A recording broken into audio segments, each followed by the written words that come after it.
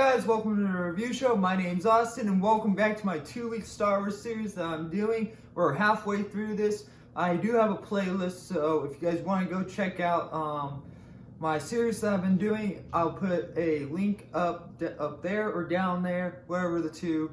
But yeah, so go check that out if you guys are very interested. But also, these will have spoilers, so if you guys don't want to be spoiled about these because you haven't seen them, leave now. There will be spoilers. You have been warned. Let's get right into it. Rogue One, a Star Wars story. I'm really excited to talk about this one because we're finally actually now talking about really good Star Wars movies. At least until the next, at least these next four. Oh boy. Oh no. I don't know where to start. Right off the bat, this had no, this is like the very first Star Wars story that we ever got, and this is what basically launched the whole entire Star Wars stories. But then got killed by Solo. Solo basically died twice. Interesting. But like it's just it's really cool that this that they came up with this idea, but then ruined it with Solo. And I freaking love this movie. But there's still issues with it. Basically, right at the beginning of this film, it looks amazing. The cast choices is great. The only character I really have a problem with in this film is Krennic. He basically sounds like a whiny brat. It's basically like another Anakin Skywalker, like prequel Anakin Skywalker. So he always every time he's on the screen, he always yells, and it's like gets so annoying. Very way on in the film. It's like, oh god, stop! You're giving me a headache. It's like. It's really bad character writing, at least for him. He has some good moments. I get where the guy was coming from because he's the one that came up with the idea for the Death Star, and his idea gets taken away by oh god, I can't remember characters' names. Tarkin, that's right. Which has a cameo, but he's all CGI, and I really didn't notice the CGI until watching it again right now, before this review. It's like, okay, that's not really holding that good as it did back in 2016. So it was really weird seeing him again, and though he's passed on, it's good to see him. But the only good shot was when he's looking out. Whenever he turned around, it's like, ooh, ugh. Oh god, I wish they really replaced I'm fine with him being in the movie, but at least you could have replaced him with more Darth Vader, because Darth Vader is in this movie, but not a whole lot until the very end, which is actually one of my favorite scenes of all time, and it makes Darth Vader look more badass. And I'm hoping that we get more Darth Vader on Disney Plus. At least that's what I'm hoping that they do. On the Obi-Wan series, we get to see Darth Vader a little bit more on that, maybe, or he gets his own TV show, because there's still a lot about stuff that went with Darth Vader that we don't even know. At least the comic books might have explained it, but at least we get more detail. So I'm hoping that they're using Disney Plus to its full potential, like they are with making a TV show off a character that's in this movie, Cassian, that is played by Diego. His character in this film is also kind of janky. That's the problem with this film. This movie is all over the place. You're jumping to planet, and it's like you're really bouncing off walls basically, and you're trying to watch this movie and try to learn these characters. And it's just you're going way too fast. Slow down. And so, again, we don't really learn anything about these characters. And that's why I'm kind of so is that why you're making a Disney Plus show for this guy that we really don't know? That the only thing that we know about him is that he's been part of the rebels, or he's been in this war since he was 7. So he was pretty young at this age, and so it was really cool to know that. But I wanted a little bit more. I wanted a little bit more dialogue and explanation on who these characters were. And so, but you know, we don't. They do what they do with the ending, which also the ending of this film had a bunch of changes before release. So that's also another why that this film feels janky, because they took things out and added new things that really don't feel like they should have been there. It's like it felt like there were other scenes that were supposed to be there, but they replaced it with this other scene because maybe they thought it was better than what we're supposed to get. Who knows? They might. I don't know. I have the Blu-ray up there, but I haven't really bothered going through the deleted scenes or the special effects or anything like that, or like extra stuff. So maybe they're on there. I have no idea. You guys can let me know, and you guys can go check it for yourself if you have the Blu-ray and DVD up on own. But yeah, it's just a lot of jankiness. There was a character that was in Rebels. Can't really say his name.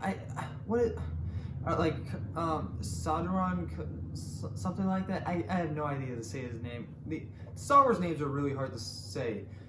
But so, yeah, he was in Rebels, but I'll put a picture of him up there if I remember and editing. But so he was in Rebels. We don't learn anything about him here.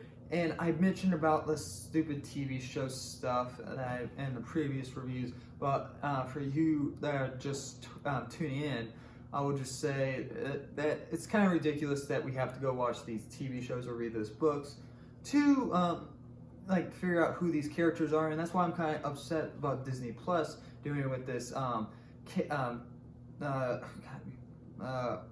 what's his name again? Cassian. That's right, Cassian.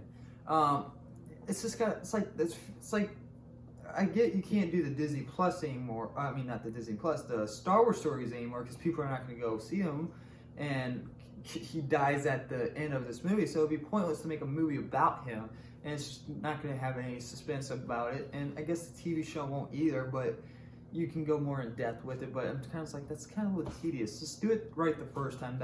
And I said that multiple times in my previous reviews. But yeah. But all the cast members do great. Felicity Jones as Erso, she does great, fantastic. And it's kind of weird that the first two Star Wars movies that came from Disney are both female leads.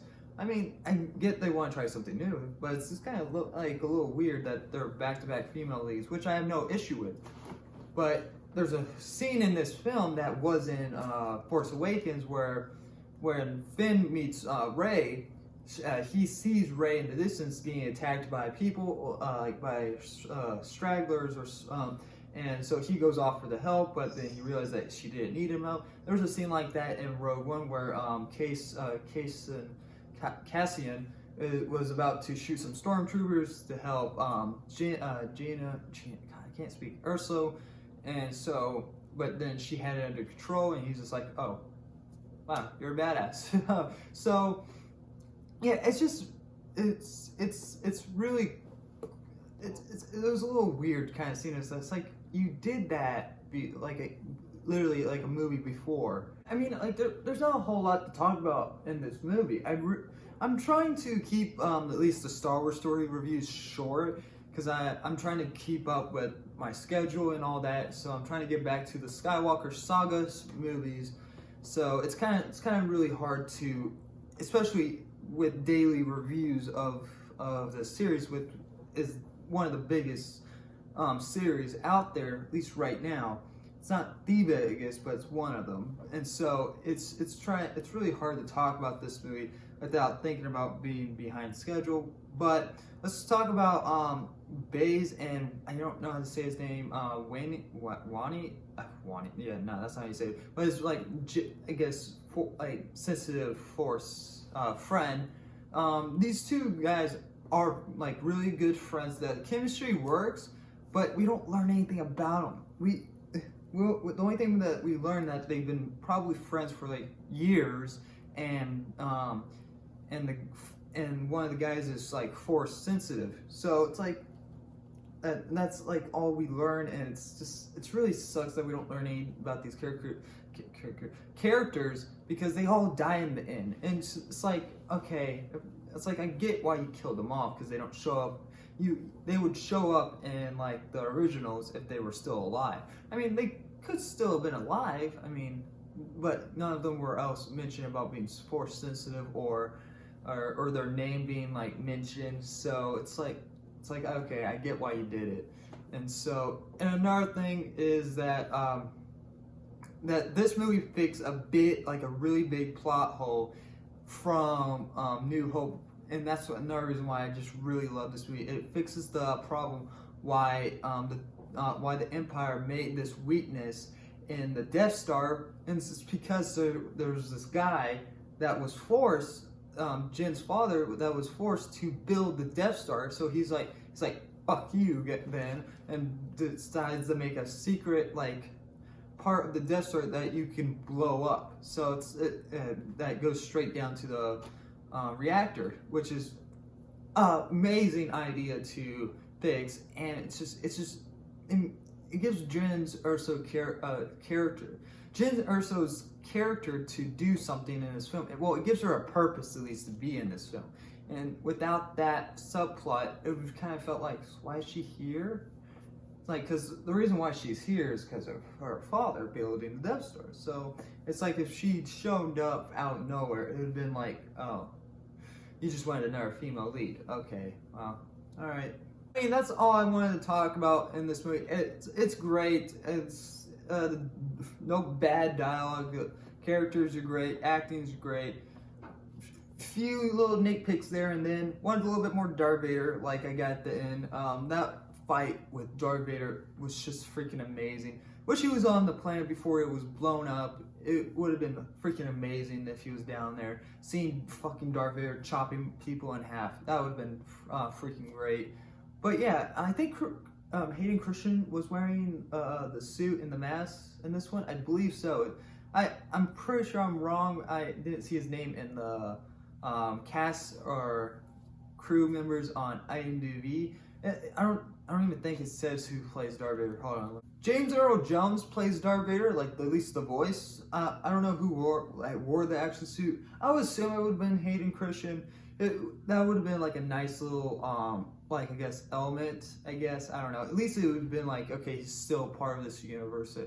He's still like part of the Star Wars universe, I guess. I don't know. I have no idea, but at least James Earl Jones played Darth Vader once again. I'm hoping that they do get more Darth Vader scenes in future films. Future shows at least, not films. Probably not films ever again. But so, who knows? Anyway, I'm gonna give Rogue One a A-. It's really good. I wanted a little bit more out of it. I know I'm sound like, after giving that rating, I'm sounding really easy on it, which, I mean, I guess I am. I'm a huge Star Wars fan. It's better than Revenge of the Sith. So I gave Revenge of the Sith a B+. So if I gave this a B+, it would have been like, oh god, because I mean, it depends on how you tell that movie and all that. So I don't know, but I felt like it was necessary to give this an A-. But anyway, let me know what you guys thought about the movie and what you would rate this. Anyway, go check out those other reviews that I've done. Link, playlist down below or up there. Go check it out. Anyway, thank you guys very much for watching. Like always, I'll see you guys in the next review. Bye, guys.